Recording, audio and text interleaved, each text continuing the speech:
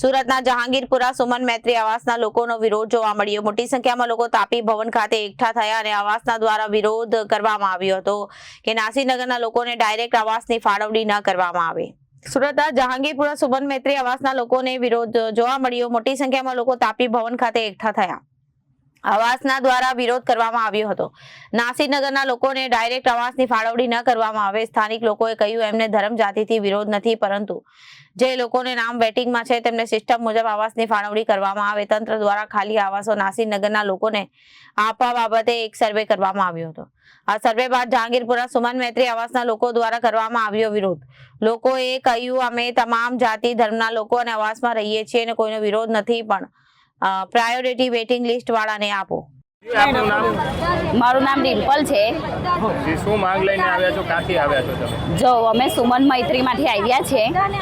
ત્યાં જે આ જે પ્રોબ્લેમ છે ત્યાં એ લોકોએ એવી માંગ કરી છે કે અત્યારે જે નાસીનગરના જે ત્યાં પેલી ઝૂંપડપટ્ટી તોડી છે તો ત્યાંથી 25 ઘરો ત્યાં આપવાનું કહે છે આ લોકો, તો અમારે એ ત્યાં આપવું નથી।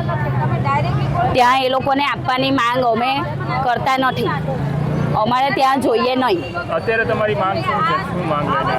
અત્યારે અમારી માંગ એટલી જ છે કે એ લોકોને જોઈએ તો તમે બીજી જગ્યાએ બાંધી આપો તમે, ને વેટિંગ કેટલા છે ત્યાં તે જોઉં તમે, કારણ કે વેટિંગ કેટલા છે ત્યાં અમે જોઈએ છે ત્યાં, ને જાત પાત એ અમારે લેવા દેવા જ નથી। બધા જ માણસો સરખા છે, આપણે એવું કંઈ લેવા દેવા જ નથી એમાં।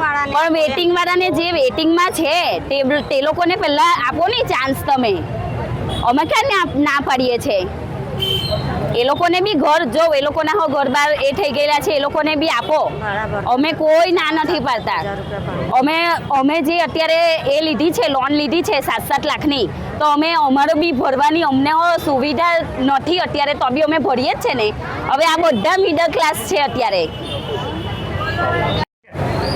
મારું નામ અમિત પ્રજાપતિ છે અને આપણે જહાંગીરપુરા સુમન મૈત્રી આવાસ યોજના છે એમાં અમે બધા રહીએ છીએ। બધા જ ધર્મના લોકો છે, બધા જ જ્ઞાતિના છે। અત્યારે અમે રહીએ છીએ પરિવાર જેવું જ રહીએ છીએ, અમને કોઈ પ્રોબ્લેમ નથી અત્યારે રહીએ છીએ એમાં। પણ આ નારસીનગર જે તોડવામાં કોર્પોરેશને તોડેલું છે, ડિમોલેશન કરેલું છે, તેમના લોકોને વગર ફોર્મ ભર્યા વગર ત્યાં ફ્લેટ ફાળવવાનું જે નક્કી કર્યું છે, તો એનો વિરોધ અમે કરીએ છીએ કે એ લોકોને નહીં ફાળવો, જેનું નામ લખેલું છે, ફોર્મ ભરેલા છે અને વેઇટિંગમાં છે, એ લોકોને ફાળવો તો કોઈ નાના માણસોને બી કામ આવે। એ લોકોને અમે ઇન્વોલ્વ થવા નથી દેવાના, ઇસીલિએ એટલા માટે અમે બધા અહીંયા અમારો પ્રશ્ન લઈને આવેલા છીએ। Bureau report, Janadesh news.